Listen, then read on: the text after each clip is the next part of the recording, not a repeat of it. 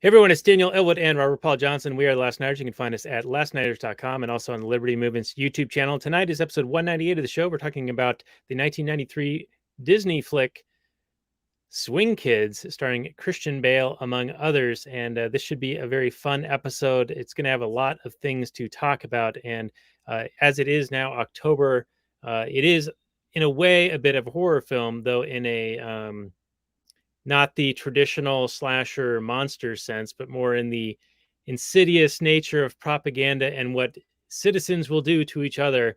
And we'll see eerily similar things happening in present day across the world. And I think that is one of the reasons why this movie, if you watch it now, will resonate even more so than when it came out in 1993. So you can find the show notes and more for this at lastnighters.com/198. And joining us via satellite from parts unknown, it is Reverend Lee. He has been a listener of our show since long ago, probably 4 years ago, even before this iteration of Last Nighters.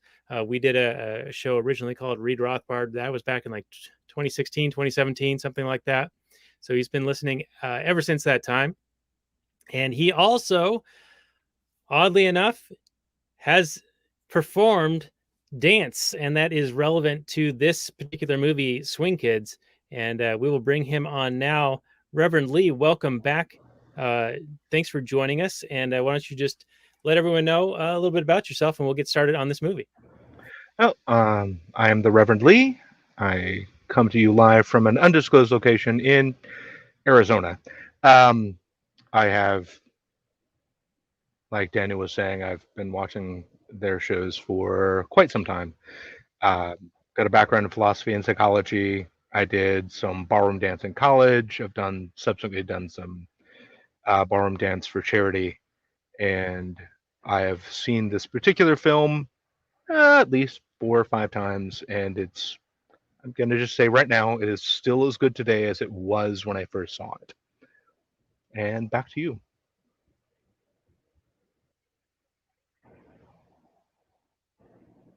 Hello? Daniel. Skiddly bop. All right. Yes, I'm back. A little bit Super of a delay. What was that? So the delay. Did you have to go take care of some business? I wish that would be like actually something fun and interesting to talk about. But no, what this was me loading the Google description on which we discuss or begin the discussions. And I was in the midst of doing that. I was mid backstroke doing that. And I can't speak while I'm muted doing that. So that's hence the delay. But here we are with the Google description, the long anticipated and awaited Google description for Swing Kids, 1993 PG-13 drama/musical or drama/music, 1 hour, 52 minutes, 6.8 out of 10 on IMDb, 56% on Rotten Tomatoes, 39% Metacritic, and 88 dog whistlers like this movie on the old Google. And the description is thus, and very short, brief: American big band jazz beats in the hearts of young German friends Robert Sean Leonard and Christian Bale and Frank Whaley, confronted by the Nazis. Came out March 5th, 1993, directed by Thomas Carter, music by James Horner. The setting is Hamburg, box office $5.6 million on a budget of $12 million. So a bit of a box office dog. And speaking of dogs, let's get your opening salvo, Robert.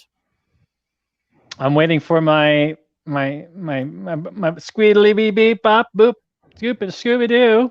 Where's my title? Thank you card. Squeedly beep bop scoob up boop beep doo. Guess what, Swing Kids? We talk about you.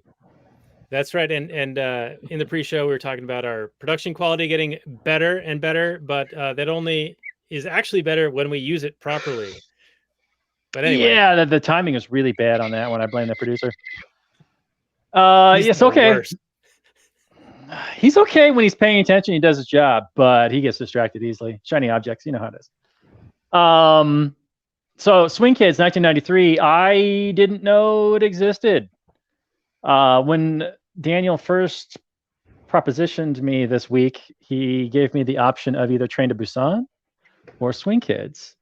And I thought, okay, cool. So I Googled Swing Kids. Actually, I think I searched just off YouTube, and the first thing that came up was a South Korean version of Swing Kids. So I said, sweet, okay, 2 different South Korean movies. Let me take a look at this trailer. And it was communism versus capitalism, South Korea during the Korean War. And I thought, more to talk about than a zombie movie. So let's do that. And I ended up watching about half of it before, I forget what, but I ended up Googling it. And then the first thing that comes up is this 1993 movie. And I said, oh crap, what movie are we doing? Turns out we're doing the 1993. So, but I don't think my time was wasted watching the 2018. They're quite different tonally, and of course they cover different subject matter being placed in different places. But you know, they both feature a lot of dancing and people fighting with authority figures and that kind of thing. We're definitely going to have a little bit more to talk about with the 1993, based on the current events, like you mentioned in the pre-show, with the kids joining the Hitler Youth, and it doesn't get into the brown shirts, but there's plenty of like indoctrination propaganda kind of thing going on with all that in the it's not necessarily like the Karen squad, but the Hitler Youth do kind of run wild a little bit, and they are given essentially, you know, they could beat up people in the streets and then nothing's going to happen to them, right? Like in a free society, I suppose, you know, you have a bunch of thugs going around beating people up in the streets and there would be consequences, but these people, they're essentially given carte blanche to do as they see fit. Or if there were consequences, we didn't get to see them in this film. The villains are basically beating up people as they see fit, and the heroes just kind of have to take it.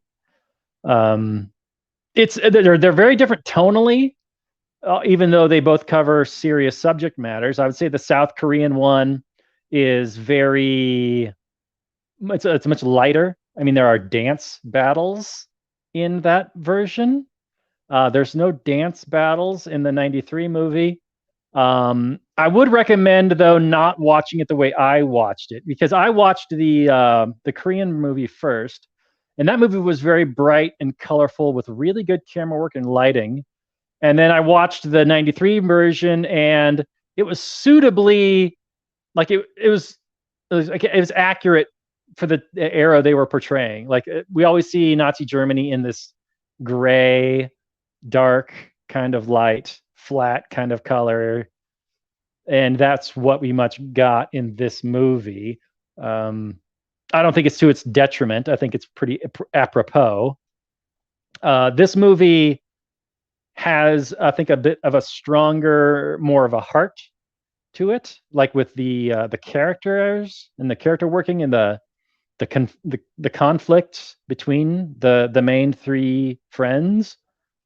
You get some of that in the South Korean one, but it gets a little bit wacky in that movie. I would say it's hard.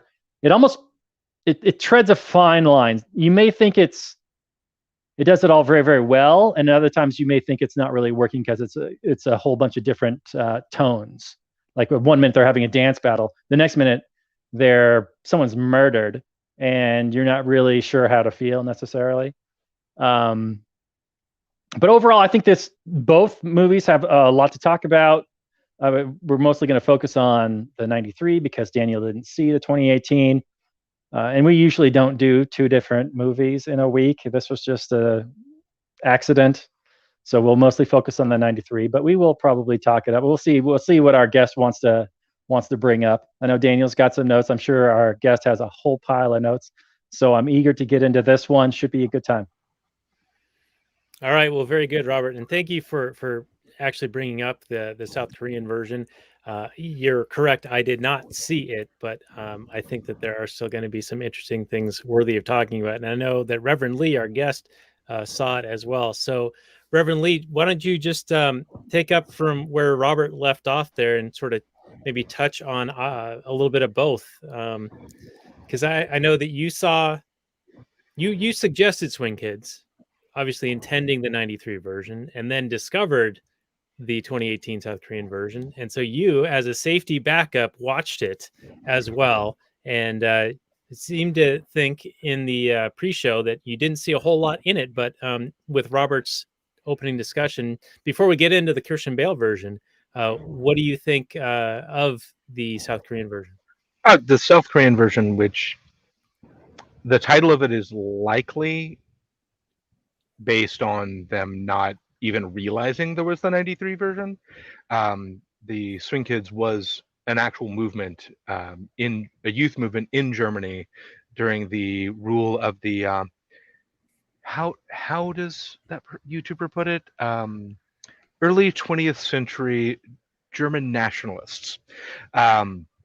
So that it was a legitimate movement. It was based off of an appreciation of like American jazz music, British fashion, etc., which has gone over the intro of the 93 film. But the South Korean version of the film of the same name it's interesting. Its production value is very high. Its cinematography is pretty up there. Its plot is, as Robert was mentioning, is all over the place. Like you'll go 1 minute it's a dance fight, the next minute there's some serious things going on, the next minute it's some flippant stuff. It ends up being really, really dark by the end of it, but as many South Korean films are, which is why I adore them. But it's got some pretty good things to talk about, specifically regarding being against ideology in general, and misuse of authority, etc. But I don't think there's enough in it to sustain an entire episode. Whereas with the 93 version, which is what I originally intended, there is enough there to sustain episode and a half worth of conversation. It has depth, and as I'd mentioned in the pre-show content, I've seen it multiple times, and I think it still holds up. We'll see what y'all think, with y'all not having seen it. But the 2018 version is totally worth the money I paid for on Amazon to buy it, using some of my pre-existing credits. So, it's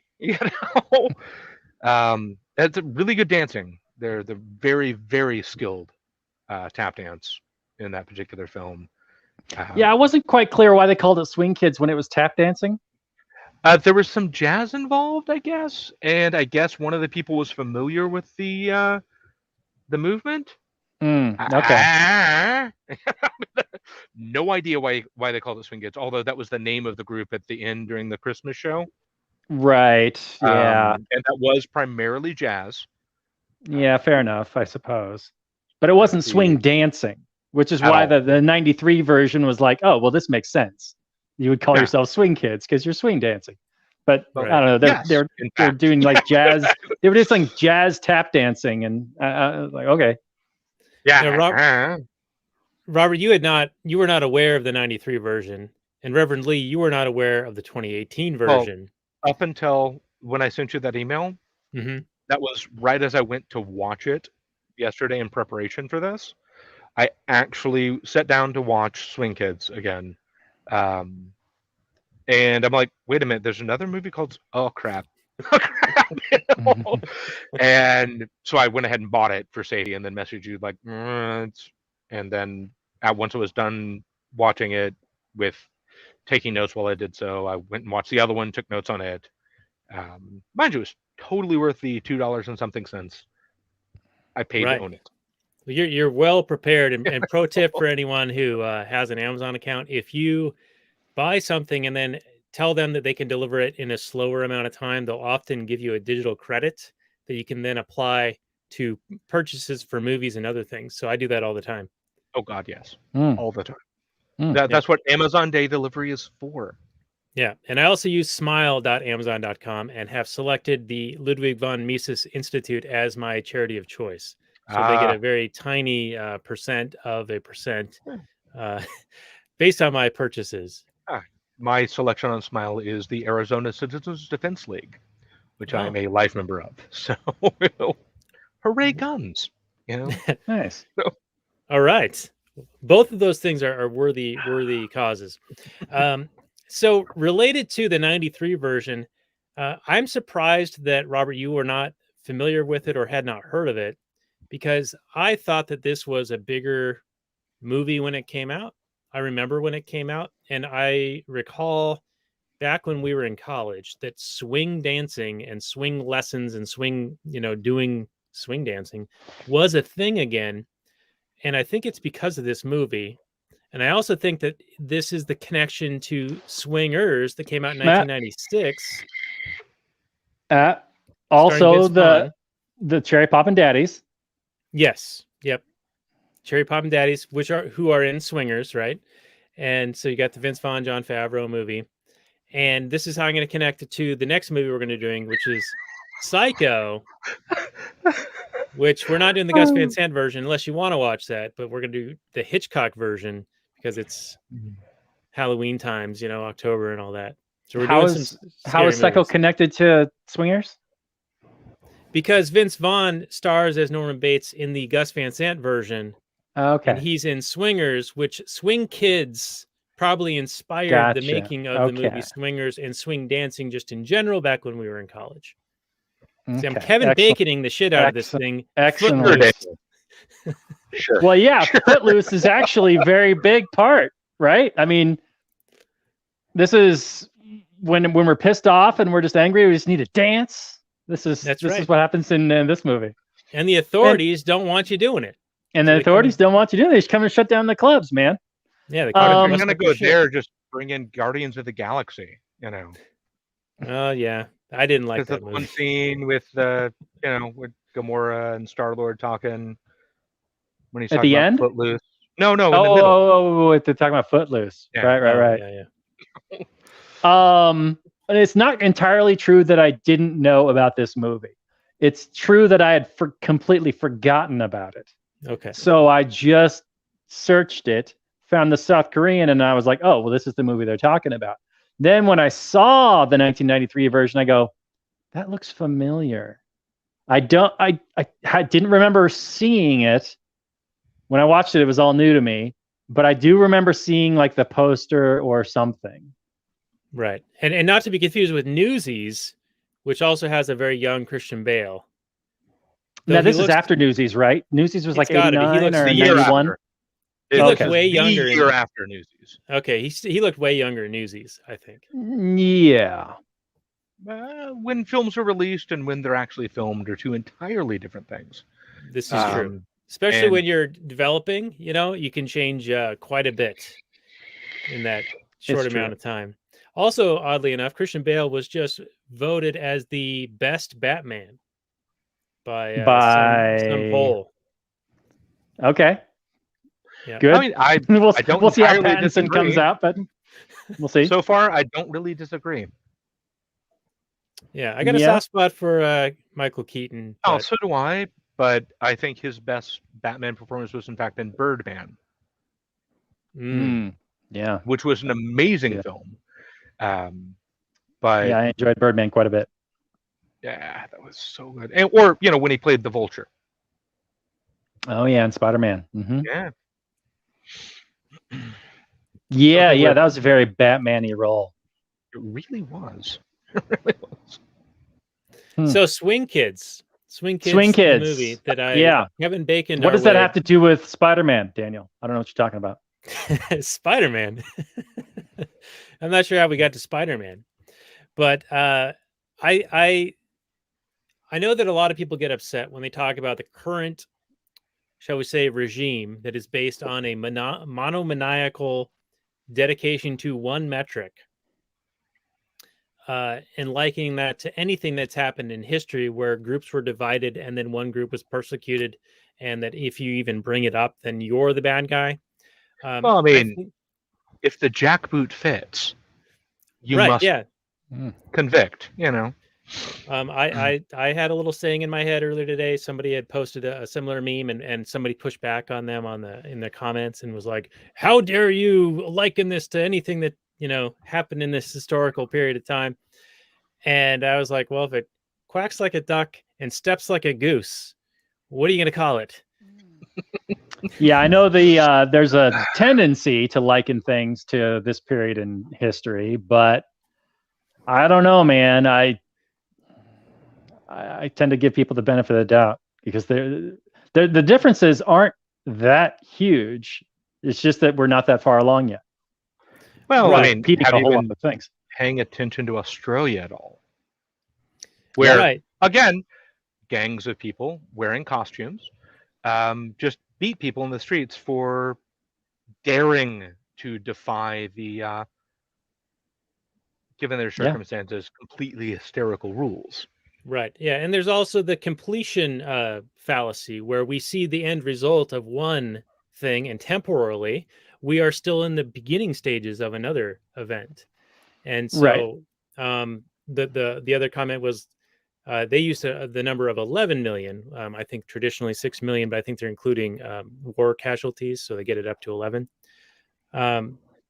However, I also saw recently that there was an article saying that the UN estimates that up to 150 million people might starve to death as a result of limitations in productive and economic output.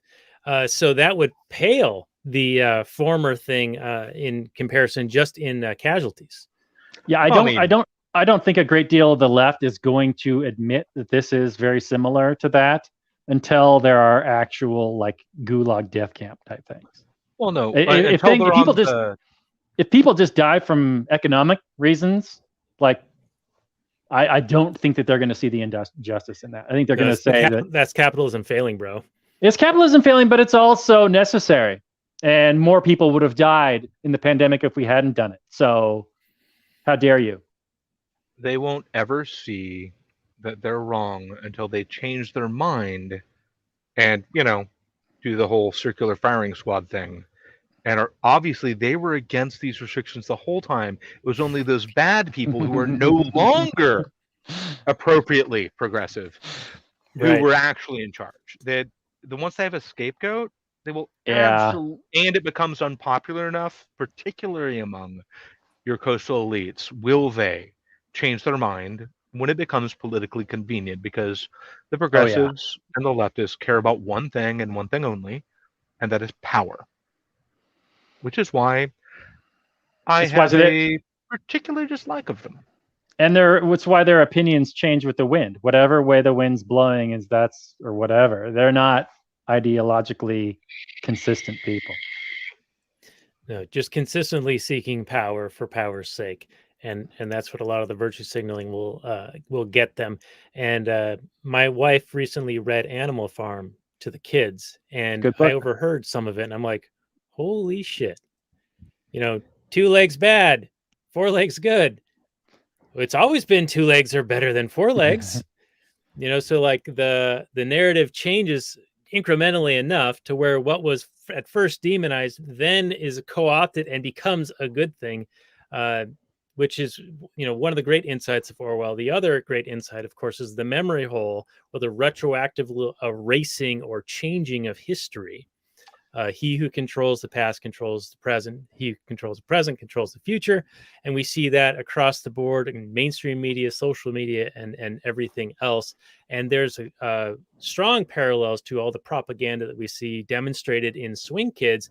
And dare I say this, but some of the propaganda was somewhat convincingly appealing to those who may have been in Germany at the time as a consequence of the repercussions of the Treaty of Versailles. The reparations needed to be paid due to the United States getting involved and then defeating Germany, making it so that these very high sanctions could be applied against Germany. Thus, we see the family saying that butter, don't use so much. It's got to last a whole month. These are people who are suffering in that period of time. And then there's this charismatic leader who promises to improve things and that they're a better people and a strong people and that everyone's against them, and that unites them and then gets them to follow along with the authority that is being presented there. And we see that, like in the Milgram experiments, where if somebody's in a position of authority, people will tend to listen to them. And we see also demonstrated within the film that as you get bonded, like an initiation style, like at a fraternity or whatever, that you grow a bond and an affinity for your compatriots or the people that you are in that group with. We even see that with the boxing match between Noah Whaley, the ER guy, and Christian Bale. Yeah, Emil and Thomas. Yes. What's even more interesting is the main character, Peter. His mother ends up, even though his father was in fact imprisoned, etc., by the Nazis, his mother starts accepting some of the things when she's starting to accept the protection of Sturmbannführer Knopf. Yeah. The Kenneth Branagh's character. And mind you, Kenneth Branagh, minimal role in this, but like a lot of his earlier stuff, hits it out in the park. Solid actor. I think he's the same Nazi guy in like 3 or 4 movies. Oh yeah, but it's strong. It's strong. Well. I don't know why, but hey, jackboots fitting. Who knows? But if you look at like a lot of what you're saying with the way people started internalizing propaganda, you start accepting it because it does provide these governments, organizations that do provide at least the illusion of security and the illusion of order. Yep. When what they're really producing is chaos for their own power. This ties directly into certain recent phenomena. But I'm not saying the current people are Nazis, because Nazism has been dead for so long it's ridiculous. By modern time frame, may as well have been, when Christ was walking around. It's simply ridiculous. They do not exist currently. Yeah, sure, there's some people that walk around LARPing. But the real problem is the idea of unaccountable authority. The idea of using it to get power without having to be held to account by anyone. Yeah. Which is the problem. It's not. Yeah, which is the comparison I make with these ancient times. I don't care that the current people aren't walking around in very, very, Hugo Boss-esque, wonderfully styled outfits. Yeah, which is why it's such a joke why the EU is like censored all the old Nazi stuff, as if that's what it is that's causing people to become. Because fashion matters. Fashion is what's doing it. If you start wearing swastikas, then you're going to start being stormtroopering around. I'm glad Daniel brought up the Treaty of Versailles. I know it gets brought up a lot for a amount on the show when we talk about Nazi Germany and that kind of thing. But I think that the Christian Bale character really kind of exemplifies a lot of the feelings of the soldiers that fought in World War One. Hitler being one of them. The German army really felt betrayed by the politicians when World War One ended, because they had never been defeated in the field. And then Germany was put the blame for the entire war, and had to pay amazing reparations, like Daniel said. And it really threw the entire German nation into a depression. And there's a reason why Hitler had the French surrender in the exact same train car that the Germans surrendered to the Allies, I believe, in the same train car. So there's like definite like revenge for the justice of what happened during World War One to them. And the rise of Nazism and the whole authoritarian apparatus in the Christian Bale character, he just cared that like he was getting power. He just cared that he was very utilitarian. He's like, the Nazis have it great. Everybody does what we say. Nobody messes with us. We just go around doing whatever we want. It was really a case of Germany kind of asserting itself. I mean, over people that are just peacefully living. Like they invaded Czechoslovakia and they annexed, but basically Austria, and then invaded Poland very, very easily and did all this horrible stuff, of course. But it very much was a case of people who were depressed for quite a period of time, coming out of it and saying enough, and we're going to dominate. Apparently, it's just another excuse as to why the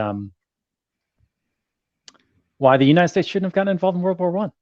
I mean, there's all kinds of reasons why those. I mean, World War II was a direct consequence of World War One. Right. Because of the insistence on the Treaty of Versailles, the unconditional surrender, the ridiculous reparations, that is what directly led to World War II. If World War One, based on this alliances America wasn't ever supposed to get into, if you pay any attention to our founding generation, the entangling alliances with none bit. Like, why would you do this? Why did we get involved? Well, it's in service of the empire. Initially, the British Empire, which we for quite some time ended up being convinced to basically be the lapdogs of. And to further, they couldn't do it anymore themselves. This is why much, much later, for example, the whole Iran mess occurred. That was British Petroleum couldn't convince the British government to do it for them. So the British government then convinced the US to basically overthrow their leader. Yeah, Mossadegh, and install the Shah again. I'm like, one, why do we care? And how is that in the interest of America in the sense that we would consider America, which would be the people of America? But never forget, the elites consider a thing to be the empire, the power, the glory of the empire itself, not the people of the thing. I don't care what the empire wants. What's good for the empire is actively not good for me. It's not good for you. It's not good for you. It's only good for those who are temporarily in power and have no accountability for how they use it and profit ridiculously off of it. And back to the film, just like the block leader. Mm-hmm. When he went in to the traitor, Lord only knows if it's a real traitor or not. And this is likely at least a sample, because this is historical fiction. None of these characters are real, but the movement itself was real. These sorts of feelings were real, likely less common than portrayed in the film, because people in general want security. It's one of the base political needs. It's just above peace. So he, gets that radio. Takes a radio and he asks for a few other items from the hall, from the trader's house, which of course leads to our main character, our hero, Peter, and Thomas deciding to get back at him, to cause him a little pain in return, right? So they decide to steal the radio back from the woman that owns the bakery. And, the fake blood on the shirt with the tomato.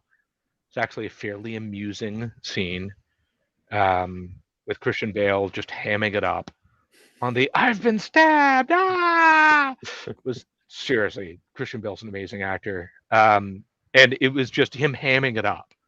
That had to be fun for him, to just play up that level of one of the few moments of amusingly enough humor in the film. And then, of course, Peter ends up getting caught. because he refuses to drop the radio like an absolute idiot child. But not everyone. Yeah, he's a teenager, right? Yeah. Teens So the aren't lesson here: drop the radio. drop the radio and go. If you're going to violate, if you're going to engage in illegal activities in an authoritarian, unaccountable authoritarian regime, and you have an opportunity to escape, take it. Take it fast. Mind you, also don't piss them off. But we'll just ignore that because it was necessary for the plot.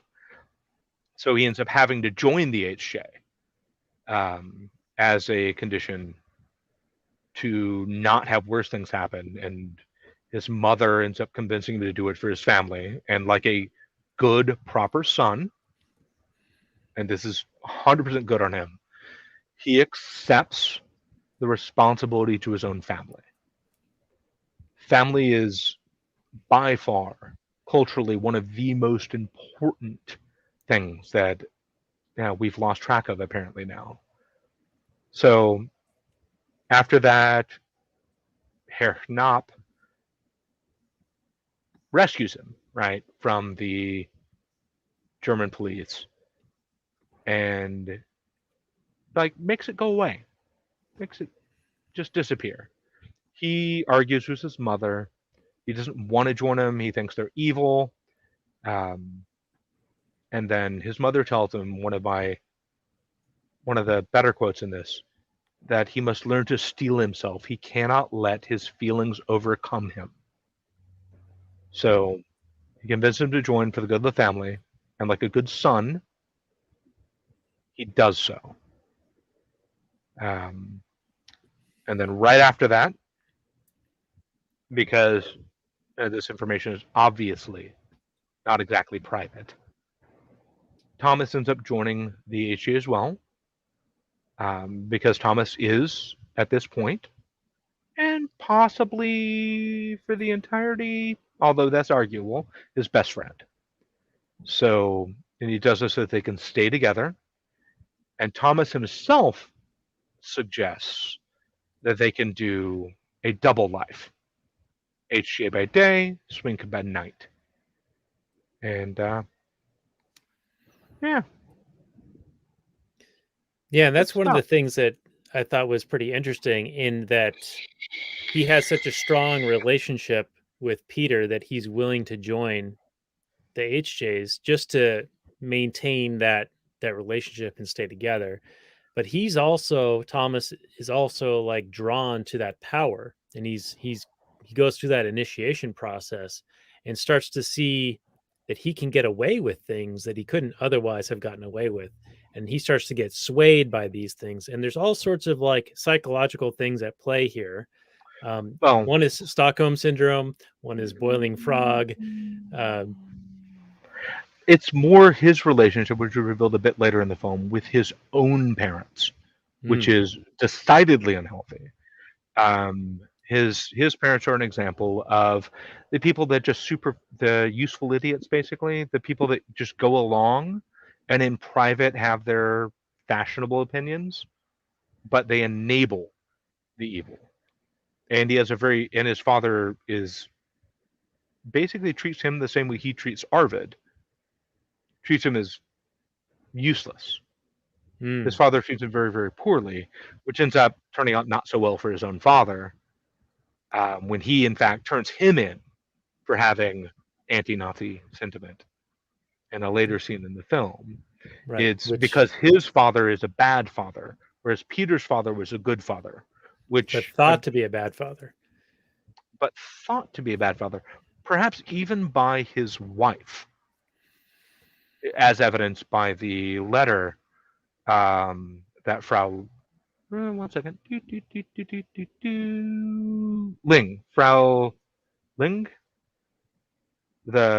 when given his job, he actually delivers books for a bookstore before all the insanity ensues. Who, it turns out, is actually, the book deliveries are masking forged birth certificates. And the wife of a student of his father is one of the key contact points in this, and this becomes important later. We can get into this now, or we can wait a bit. Oh, let's get into it now. We had no time like the present. I don't know. Yeah, the plot's plot. The audience may have not seen this film, although shame on them. It's an amazing film. I agree. It's a good film. And the forged birth certificates remind me of some contemporary thing that might be what? Certain what are you talking about, Daniel? Certain types of passport. Who would consider forging such a thing? However, I think it has a very limited lifespan because it's going to go digital before you know it. Oh, please. Like you can't forge digital things. Come on. Really? Really? You think you can't forge digital things? Well, I'm just trying to to buy time before this whole house of cards crumbles. And the malfeasance is revealed. However, that might be a bit naive of me to think that it actually ever will be. All right. So at a certain point, Herr Nacht suggests to Peter that he should maybe quit his job. Because does he really know he's just delivering books? At this point, he discovers that he's actually delivering forged birth certificates. He ends up freaking out a little bit, having an emotional crisis, ends up shredding one of them, and then goes running off, runs into Thomas. Thomas shows up his motorcycle, etc., etc. Bit later, because he's superficially complying, he is then assigned to deliver boxes by the HJ.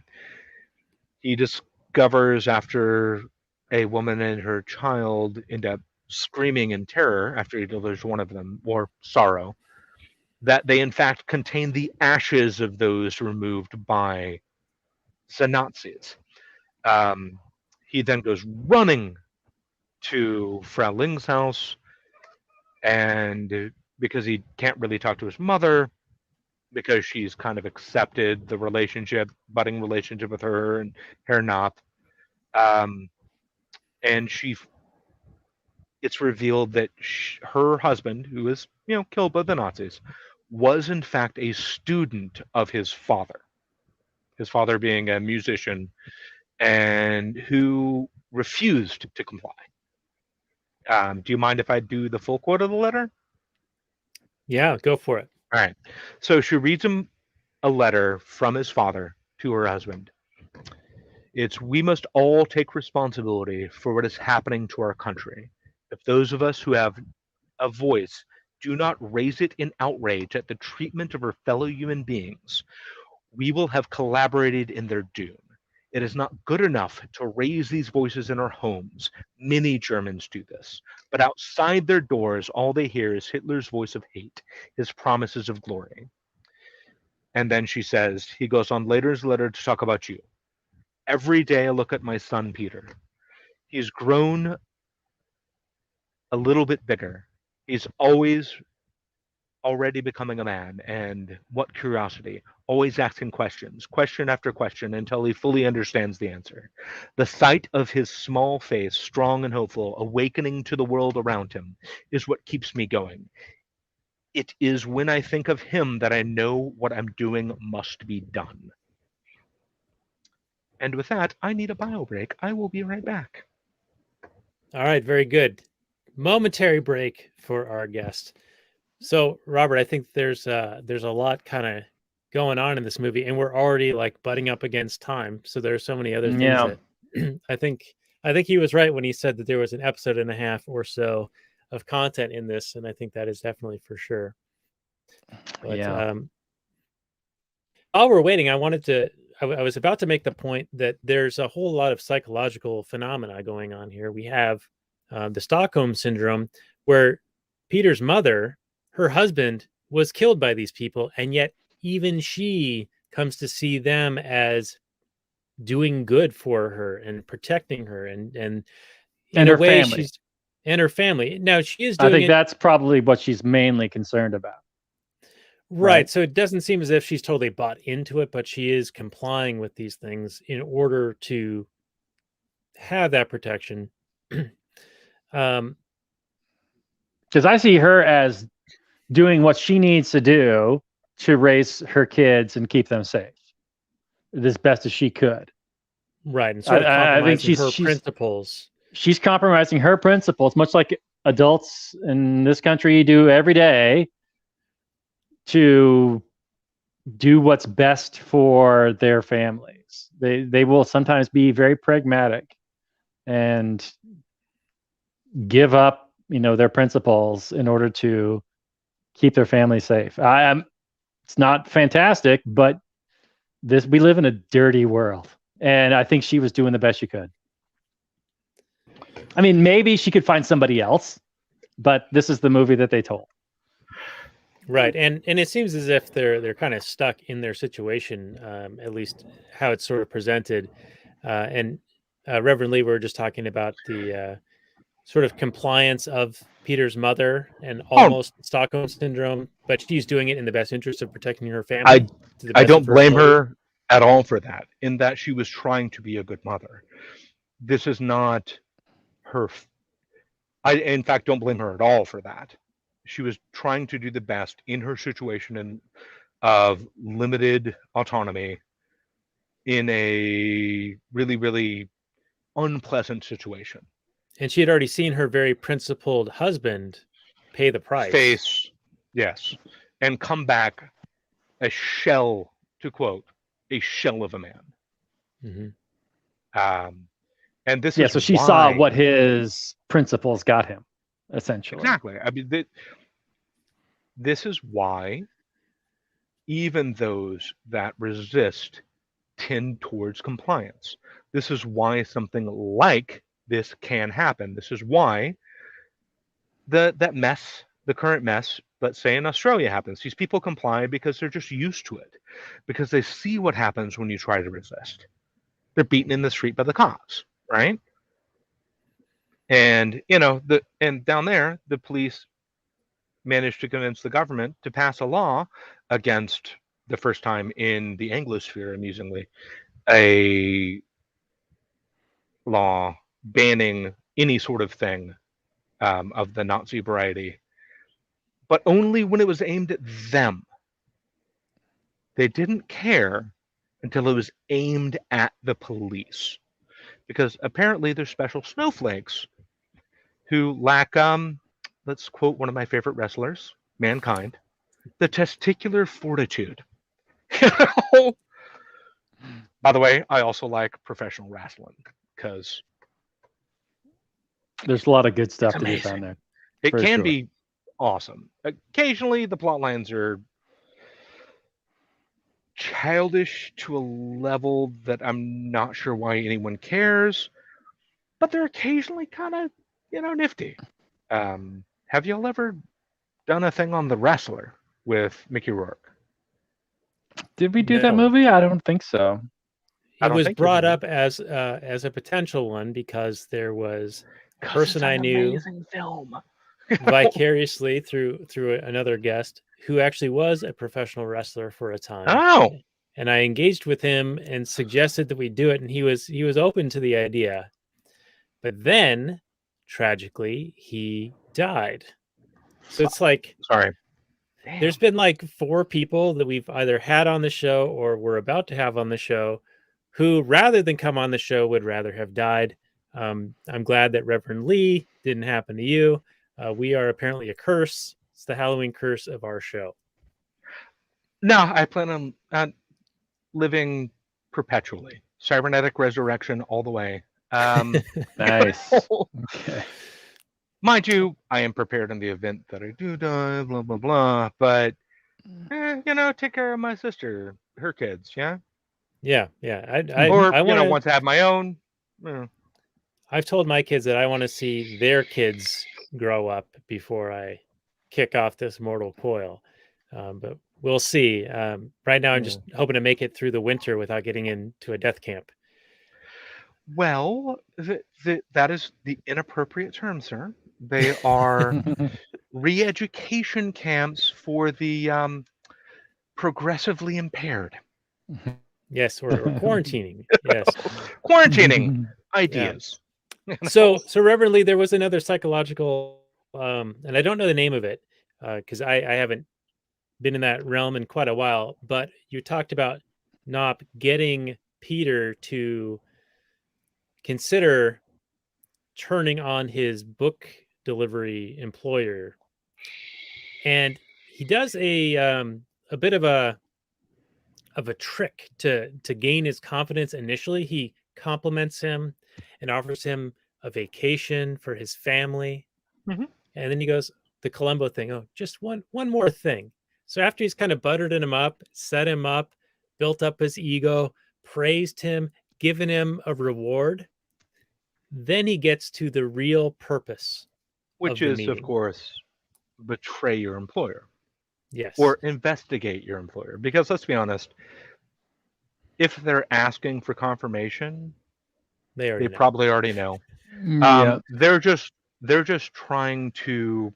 He was just trying to protect Peter because he wants to shtup his wife. Well, sorry, mother. Oops. But it's a great manipulation tactic, and I we can don't see he's recall the Gestapo. term, and you've been in college more recently than I have. I pretty much guarantee it. I just look young. I'm not young. I guarantee I'm older than you.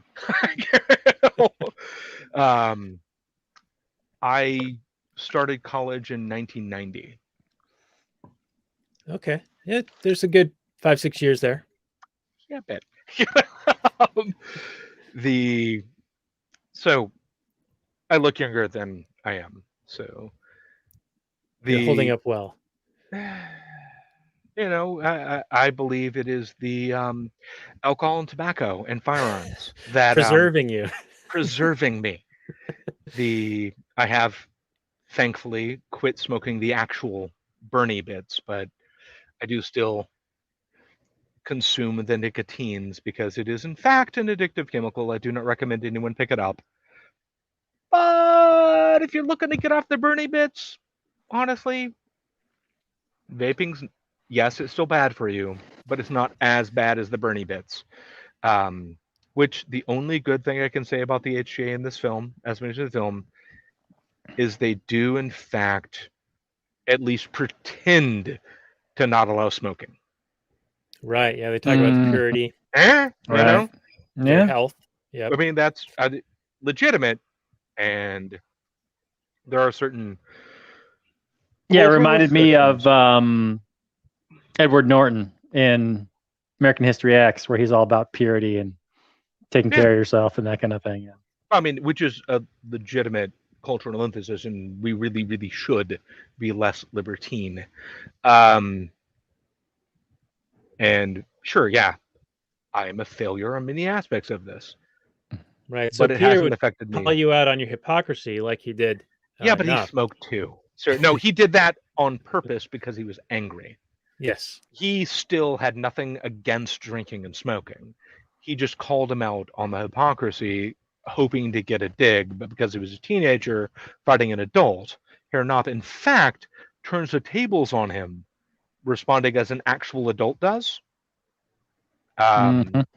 Which I found which only, of course, which was a mild failure on his part, Knopp's part, because that's not how you influence the teenager. It is how you get to his mother, though.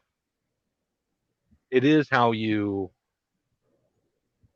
which was his actual goal in that. So, he won. I'm not sure he won after the final scene in the film.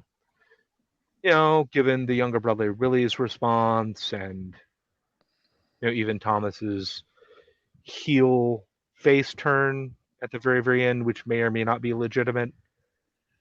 His face heel turn, or heel turn, let's be honest. Thomas is pretty much consistently an a-hole. Yeah, I had a bit of a problem with him. Everyone other than Peter, except at certain points. I mean, I know they wanted a big dramatic ending in this film, but I really didn't see Thomas just beelining for Peter to beat the shit out of him and then try to kill him at the end. Other than to have that kind of redemptive moment where he decides not to and tells him to get out of there. I knew there was going to be a get out of there moment. I didn't see there was going to be a battle to the near death before the get out of there moment. And it played a little bit off to me. Well, this is a 93 film, and they had that need to have that redemption arc and that drama when it's not justified by the plot development so far, which that there is plot development and character development at all in this film is what makes it superior to the 2018 Korean film, which has minimal to no character development. By the way, to bring it back up, Daniel, because you didn't see it and you should, it's worth watching. Okay. But it's all over the place. There's almost no real character development. There's a little bit of the main character. Yeah. But like a little bit. And then the magical older brother isn't even mentioned at all, shows up later in the film, who's apparently the real hero, even though the main character is played up as the main. It was disjointed. Still great dance numbers in it. And a pretty decent underlying message if you can get through the convoluted multiple simultaneous plots. There's a lot going on for sure. Yeah. Well, and that is the most insecure prison camp in a movie ever, unless it's perhaps a Hogan's Heroes film, which I don't believe they made. Like, the people are just popping up everywhere. I'm like, how did you get out of the commie and the soldier area? How? Yeah, like, it's very much a Hogan's Heroes security situation, for sure. Like magical without the Sergeant Schultz, who is the best character in Hogan's Heroes, I will have you know. I know nothing. Seriously, come on. But yeah. I know we're bunching up against time, but before we get back to the final summaries and review, I do want to just say a little bit of piece about that final scene. I think you're right, Reverend Lee. There should have been more plot and character development to the point where the audience knows that the final face-off is like inevitable and it's gonna come. It's not like a surprise, like, oh my God, what? And they're fighting, and it should have been like, oh no, he's coming, and there's gonna be a fight. And there should have been some dread and some tension as opposed to just surprise, like, oh, they're fighting? Or it should have been the get out of here. Yeah. You either do it, right. All commit one way or the other. Or don't, or just go the end bit of it and ignore that because it wasn't necessary for the plot. Right. Yeah. Well, doesn't it seem like they tried to do that with the Arvid rift and with the Noah Whaley, like supplanting him as his friend and but they all of those things? It was poorly executed just because he did the full I drink the Kool-Aid thing. Mm-hmm. Doesn't mean he's going to try and kill his best friend. His best friend. Yeah. Yeah. He's still his best friend. It doesn't mean he's just going to murder him because he catches him in a dance club. There should have been some scene where there's some serious betrayal going on between the two of them. I don't know exactly what. You could have set it up any number of ways, but the audience should have felt this tension of these two forces coming together and clashing, and felt this dread that, oh no, what's going to happen? That kind of thing, as opposed to what we got. I think they tried it with the thing where he was at Peter's house, and it's like, I should turn you. Yeah. Yeah, that scene, or don't make me report you, whatever the unfinished sentence. I think they tried to Right. do that. It just wasn't well executed. Right. Yeah. It almost I made think they it feel like tried to build it, but yeah. I think that part of the plot failed. Yeah. They had a lot more that they could have done with it. Yeah. For as much as Then they they- spent on this friendship between the three of these people, I think they should have really made us feel like there was a real rift, a real break between these two people. So yeah, that but they really didn't. they really didn't. It more felt like two friends who had some differences and they were kind of growing apart, as opposed to two friends who had this massive rift and all of a sudden they hate each other or they can't forgive each other in this moment at least. Yeah, like to the level of murder. Right. Like, I was like, That's what? a You're bit choking extreme. him to death? What's happening in this movie? Like, Dan pisses Well, me I off think too. I they- can't imagine me like choking him to death. No, that's Especially like my best virtually. friend. Yeah, no, my Yeah. best friend. I can't imagine ever happening with. I mean, You know, yeah, I we think in the disagree on a lot. script they have 3 or 4 different elements to that they probably thought were enough to build the case that the audience would think that there is this inevitable conflict that's occurring, but I don't think it played out, because in the scene where he's in his house talking to his younger brother and then he walks in on him and they have that I'm going to turn you, it almost seems as if the Christian Bale character is like catching himself, realizing, oh wait, am I the baddie? Because he doesn't finish that statement, because he realizes that he is the thing that Peter's telling him he's becoming. Right. Well, which is what specifically makes the later scene of the attempted murder not have the impact it should. Yeah. Right. And, mind you, the brush off at the funeral, if they'd had that and maybe something more after that. And they do almost Like- come to blows right before Arvid kills himself Yeah. And that was on the that street. was an interesting scene. The back to lovely ANCAP things. One of the things I loved is that they showed some passive resistance in the fact that there were these clubs, like the first scene in Cafe Bismarck, where they had the little runner come in and warn them, and then suddenly they switched to polka from swing, Mm-hmm. and everyone started dancing polka. Yeah, very much remind me of like a speakeasy type situation. Yeah, and Or they then the relabel the relabeling, records. Yeah. the relabeling of records in record stores, the passive, the joys of black markets. This is why prohibition cannot and will not ever work. Without absolute levels of violence, prohibition cannot succeed.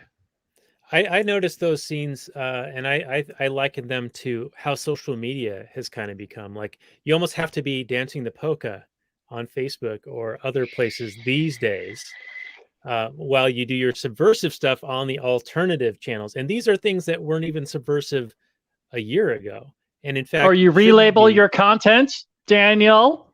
You rename the title of your show to be less offensive. Not exactly in that respect, but more in the, you have to be careful about what you say on Facebook, otherwise it be removed or love to corrected. get kicked off Facebook. It's the last social media account I have. but then you have to go to alternatives to actually be able to have open exchange of ideas and jocular ribbing of your friends who, in a locker room setting, you would call F words. And you can't say those F words anymore on social media, even in jest, Well, you can. But there's consequences. I mean, that honestly, I think one of the biggest problems in general we're facing right now is not what a lot of people that claim libertarianism, let's say, they seem to think authority is a bad thing. They seem to think hierarchy is a bad thing. This is untrue. It's these things without accountability. It's no one wants to be responsible for their own crap anymore. No one does. Of course, being responsible for what you do is hard. It takes effort. But our government, the powers that be, our betters, actively avoid responsibility at every turn. Mm-hmm. They're never held They- accountable. Never. Well, not only are they not held accountable, they actively dodge it by writing laws in ways that just put off the actual rulemaking to some other, also unaccountable body. Right, or don't apply to them. And they just ignore the responsibility that comes with rulership. If you're going to rule. I would like, mind you, one of the only things Tucker Carlson has ever said that I found beneficial. I don't have a problem with there being elites. I would just like to be able to respect them, and I'm paraphrasing like hell on that. Mm-hmm. But seriously, I don't have a problem with there being elites. The elites will always be with us. I would rather they were worthy of respect, were accountable, understood that one cannot have power without duty. Well, and hope to hold it for long enough that people don't get so annoyed with you that you in fact get replaced by other people that take your place and also are unaccountable elites. My response to the whole, oh, it's not a democracy, it's a republic nonsense is, no, you're right. It's not a democracy and never has been. It has always been an unaccountable oligarchy. Period. Yeah. Spiraling out of control in ever it increasing always does levels as of power. Even like what little tiny bits of accountability they just keep trying to throw them everywhere. It's just sheer nonsense. I'm like, can you not just maybe take accountability for your own, bovine fecal matter? Well, my favorite thing is when they claim to accept responsibility or have accountability for certain things. All it does is amount to a 30-second public statement. That's them taking the responsibility. Hey, I took responsibility for that. I took responsibility for that when I apologized for murdering 500,000 people. I took responsibility. No, I was held accountable. One way for accountability on that sort of level to be considered, and that is, let's be honest, up against the wall. Seriously, firing squad. Now that is a capital offense. Mass murder is a capital offense. I have no problem with capital punishment. But I have a problem with governments implementing it because of the lack of accountability. Mass murderers should be held to account the only way. Like individual murder, sure, pay the weregild, make the family whole. Fine, mea culpa. But you have to make good. You have to make up. You are now responsible for their family. Ancient Dane law, Icelandic law. If you kill someone, you are now responsible for their family. Period. They're now your family. You must feed them, clothe them, treat them well, as if they were yours, because now they are, because you killed their daddy. Oops. Yeah, this is. I think that there's something to that for sure. It's remuneration and trying to make whole. That is true justice. The justice system that we have now is all about doling out punishments. Well, no, it's about making the crown whole, i.e., extending the power of the current regime. Mm-hmm. It's about making the empire whole, not making the victim whole. Right. All right. Well. All right. Off topic. Yeah, let's get back to the movie because we are now overtime, so we're going to need to get into the swing of winding this one down. So let's do jazz records out of 10. Okay. Yeah, jazz records out of 10. Robert, you got any final points you want to make before you get into your final summary review? I'll just include it in my final summary, Daniel. Thank you. All right. Well, how many records are you going to spin at the end of this one? Well, I think my experience is a little different than everybody else's. I doubt everyone watched the 2018 and then the 93. So I had a little bit of a jarring, I mean, two totally different films. But there's definitely lots of good stuff in this. Lots to discuss. Fantastic.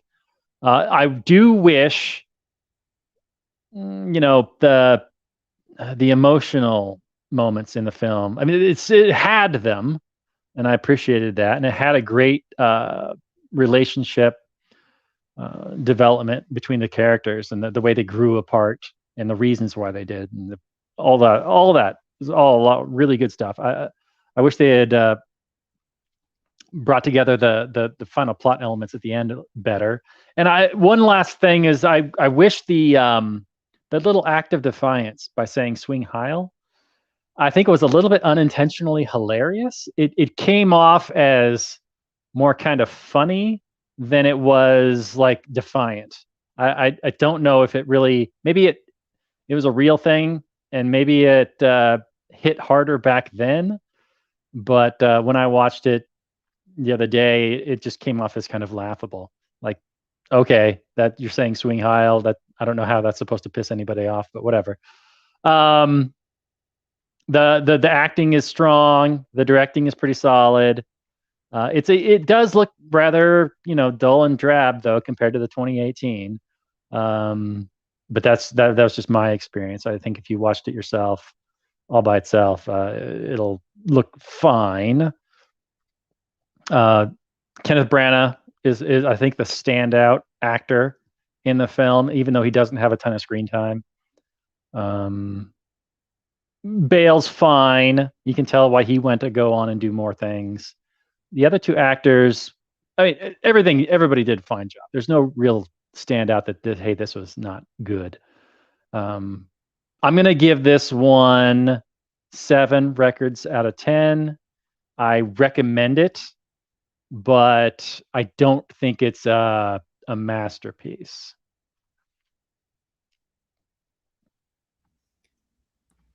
All right, very good, very good. I am going to totally... One moment. Yeah. One moment. Robert, how many jazz tap performances out of 10 would you give the... Oh, the 2018. Yeah. The jazz... No, because you and I only you and I get to rate this one because Daniel failed to make the mistake you did.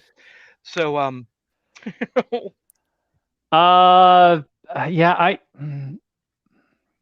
I'd probably rate the jazz tap.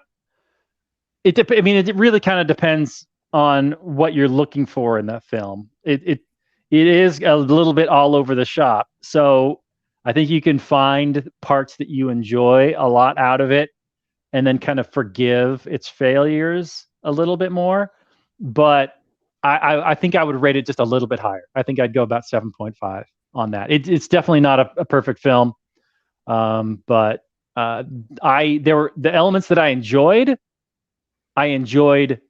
more than the elements I enjoyed, even though it needed character development. It needed a lot of things, but I don't know. For some reason, I had a good time watching it, and that was good enough for me. Okay, so it was a bit more entertaining. You got more highs out of it. The 93 was a little more even. Yeah, a bit more of a chore. I would say that. I mean, it wasn't necessarily a chore. I got into the 93 version, I think, emotionally better than the 2018. But they're different. They're very different films. I don't know why they're called the same thing. Okay. All right. Well, Reverend Lee, why don't you pick it up from there, since you're going to be reviewing both of them as well as Robert did. All right. So the 92 film hit some lovely, lovely points of the importance of youth,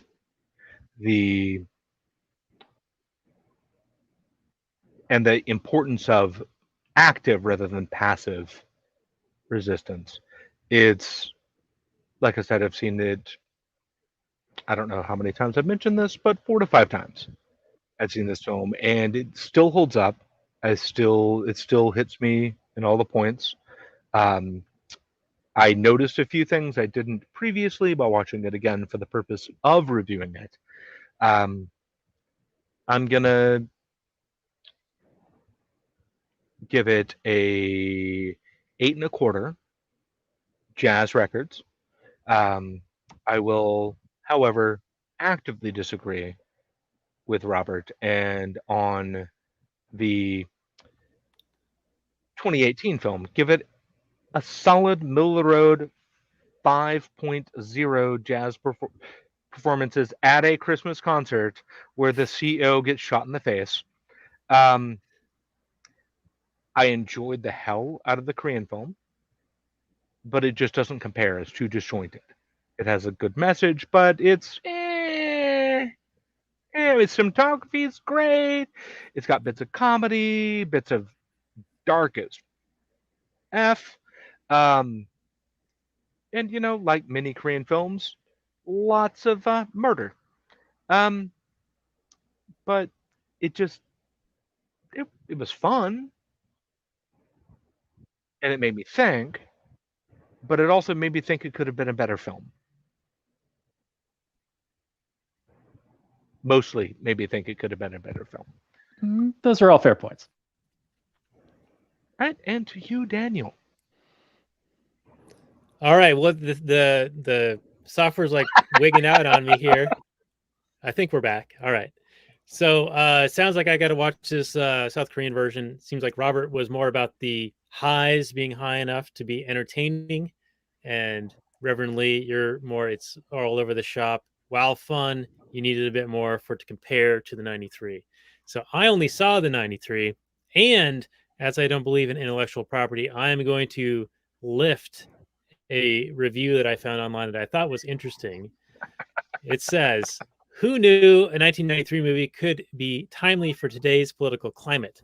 Hubby and I watch Swing Kids periodically because we love swing music and dance. Today, when we watched it, seemed ominous and it scared us about the future of our country. What happens when a country feeds its citizens propaganda 24/7? People feel uncomfortable or terrified or angry in response. This is all too familiar now.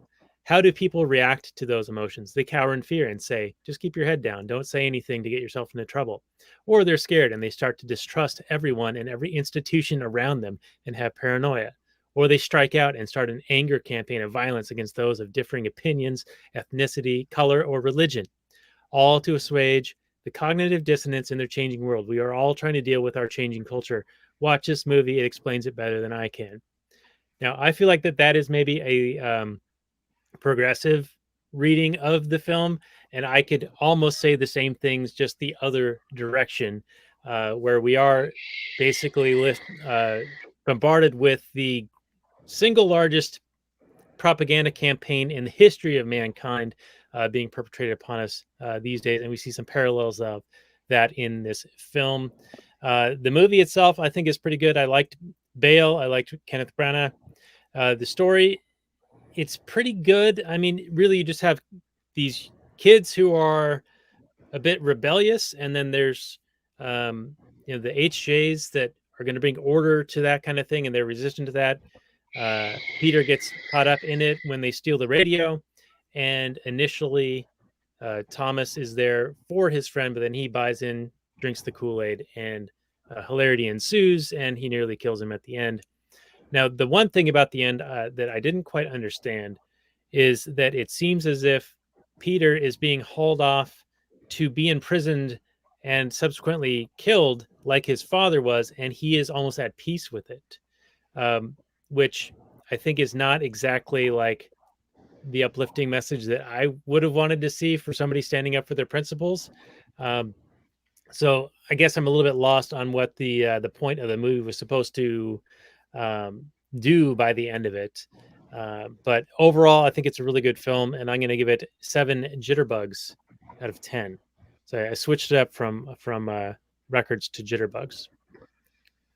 And just a note, the jitterbug is the origin of 2 modern forms of dance, both East Coast and West Coast swing, both of which are incredibly exercisey.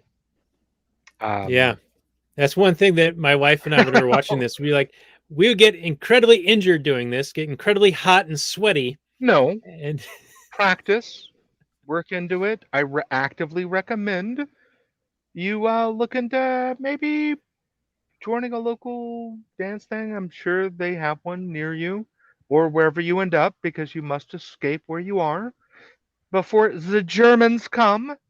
You know, seriously. Are they going to allow dancing here in the United States? It seems Well, they've hold on. shut down all the social dancing. Well, depends on where you live, sir.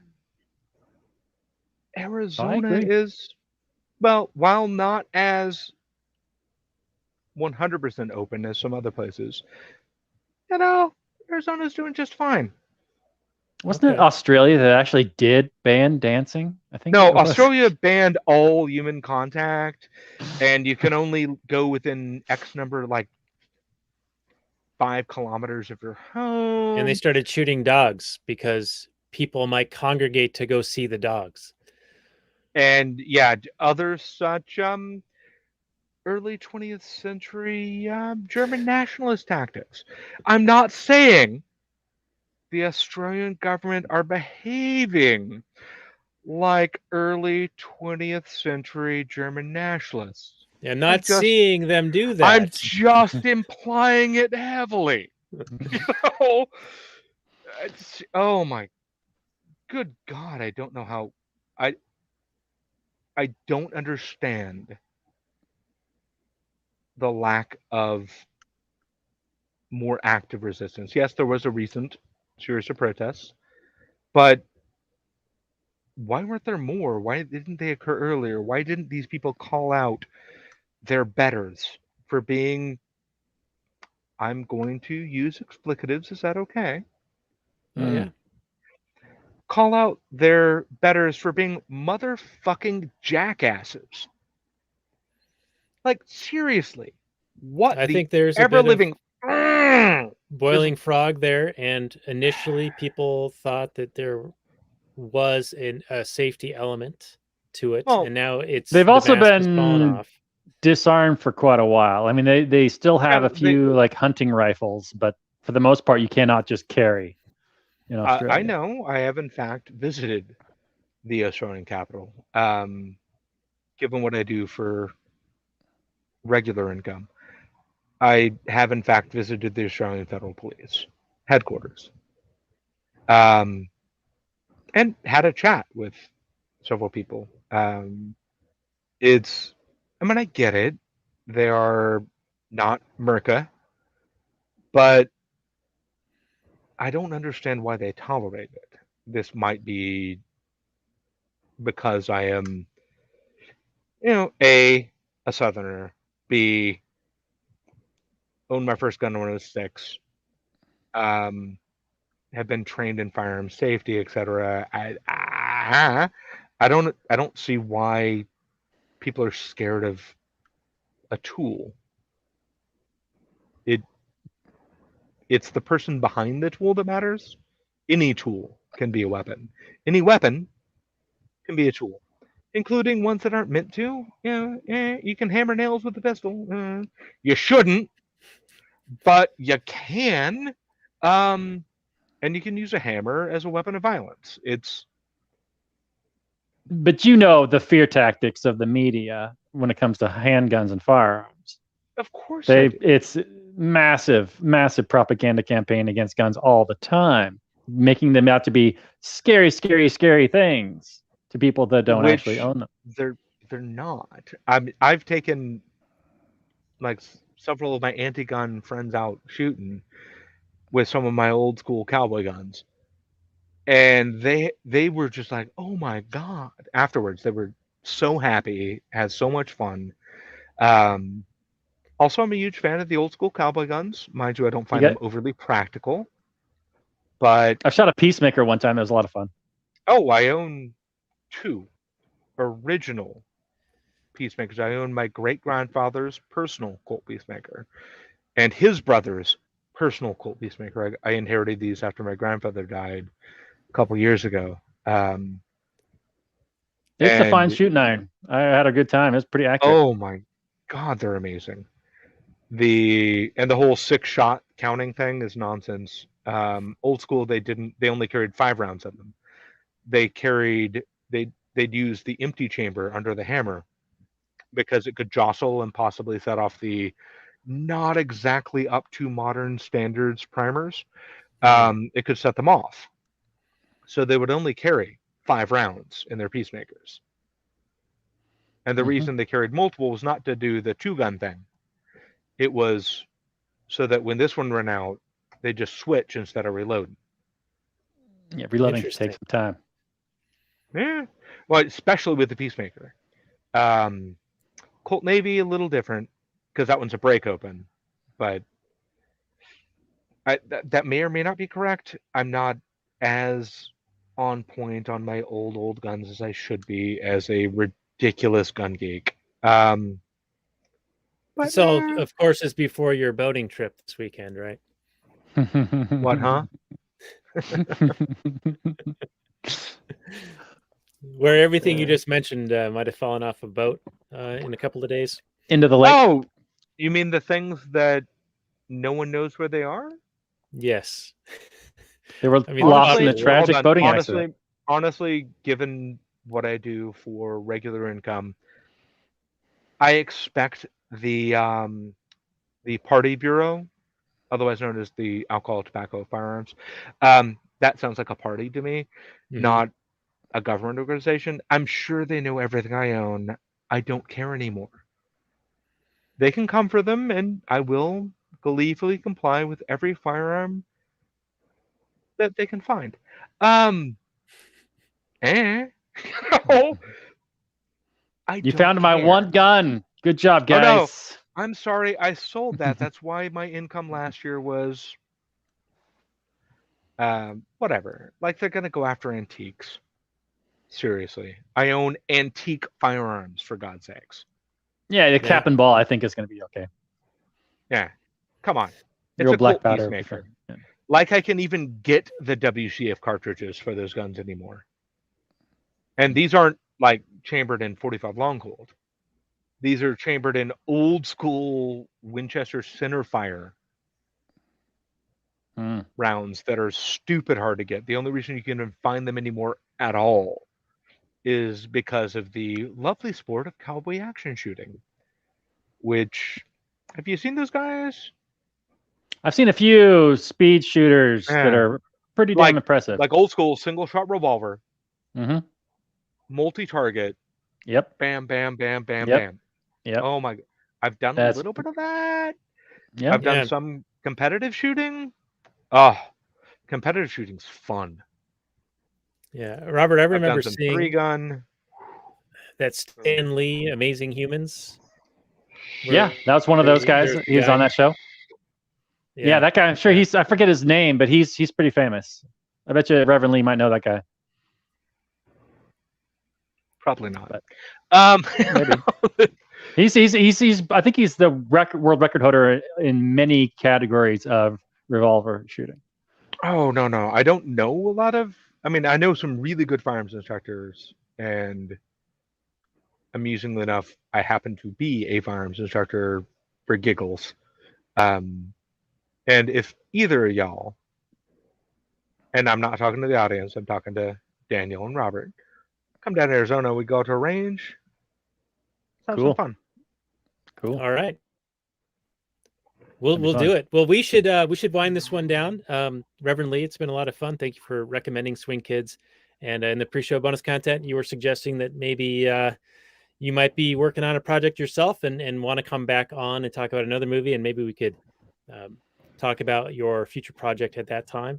But this has been a lot of fun, and appreciate you coming on and for being a longtime listener. I think my wife might be the only person who's listened longer. I hope she is, because if she isn't, y'all have marital difficulties I do not envy.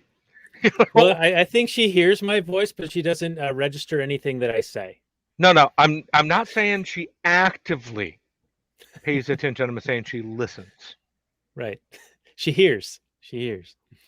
Anyway. Let's say listen, because I don't want to cause marital issues, right?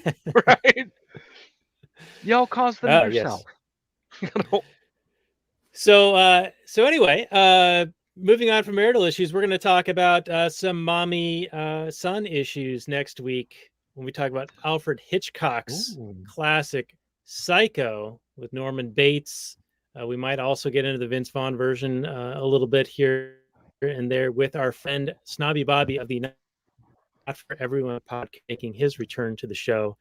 And that will be a bit of a horror movie / Halloween October surprise, which will be a lot of fun with the master of horror, Alfred Hitchcock, which I don't think we've done a Hitchcock movie. We've talked about Hitchcockian themes and devices and techniques in the past.